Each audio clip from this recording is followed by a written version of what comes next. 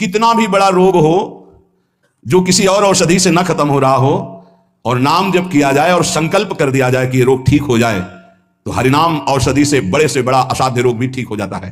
बोले कर लो अपनी किडनी ठीक, बीमार तो हो आप। तो सच्ची कहते हैं, वृंदावन में बैठे 100 के 100% में 1% भी इच्छा नहीं कि हमारी किडनी ठीक हो जाए। इससे बड़ा साक्ष्य हम नहीं दे सकते, क्योंकि वृंदावन हमारा प्राण सर्वस्व जीवन है। 1% 100 में नहीं कि ठीक हो जाए, जैसे चला रहे वैसे चलाओ। अब इससे हमें ठीक होने का तात्पर्य नहीं, क्योंकि जो ठीक होना चाहिए वो ठीक हो गया। हम भले हैं, बुरे हैं, नीच हैं, अच्छे हैं, जैसे हैं, अपनी प्रियाजू के ठिकाना मिल गया गोरे चरणारविंद का। इसलिए इसकी जरूरत नहीं है। आप चाहे 100 वर्ष रखो, चाहे 1 सेकंड में इसको बुला लो, कोई परवाह नहीं इसकी। 100 गोपाल शास्त्र नाम का रोज पाठ करते थे, गिरिराज जी की परिक्रमा करते थे, पूरा जीवन हो गया था, और पैरालिस आधे शरीर में उनके हो गया। लकवा जिसे कहते हैं, लकवा ही तो कहते हैं हिंदी भाषा। तो हरि बाबा, पूज्य उड़िया बाबा, ये सब जानते थे, इतने बड़े महापुरुष थे। उनके पास गए और कहा, बाबा काहे को लीला कर रहे हो? अगर आप संकल्प करो तो पूरे भारत का पैरालिस ठीक हो जाएगा, आप अपने क्यों असमर्थ होकर पड़े हुए हो? तो उनका, बाबा विनोद क्यों करते हो? क्या मच्छर मारने के लिए ब्रह्मास्त्र का प्रयोग किया जाता है?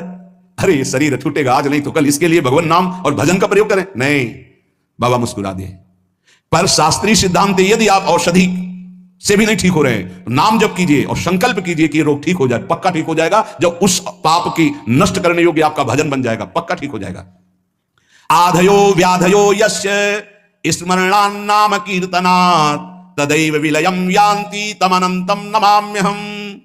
जिनके स्मरण और नाम कीर्तन से संपूर्ण मानसिक चिंताएं, शारीरिक रोग और भी व्याधियां, वो सब नष्ट हो जाएंगी नाम से। मानसिक चिंताएं, कई लोग ऐसे आए कि मैं डिप्रेशन में था, जब से प्रवचन सुना, राधा राधा जपा, सब खत्म हो गया। बाहर से सुनकर राधा राधा खत्म हो जाएगा। अगर आपको कहीं ऐसा है, इसका मतलब आप बात ही नहीं सुन रहे, नाम ही नहीं जप रहे। अरे नाचने का मन होता है। आधयो व्याधयो यस्य स्मरणान नाम कीर्तनात्। कोई भी मानसिक या शारीरिक कष्ट उसे व्यापता ही नहीं जो नाम जप कर रहा है। सच्ची मानिए, आप पकड़िए इस बात को, पकड़िए। नाम जप से सब कुछ ठीक हो। एक बहुत डिप्रेशन में यहीं आए हुए थे, उनको हमने बताया सबके जूते साफ करो, यहां सबकी पादुका साफ करो, वाणी पाठ में बैठो और पाओ श्री जी की जूठन, ठीक हो जाओगे। ये कोई आशीर्वाद नहीं था, ये पाप नष्ट करने की प्रक्रिया थी। जब आप सबकी पादुका साफ करोगे तो आपके सारे पाप नष्ट हो जाएंगे। पर देहाभिमान प्रबल, पादुका हम सबकी, ये बहुत बड़ी बात है।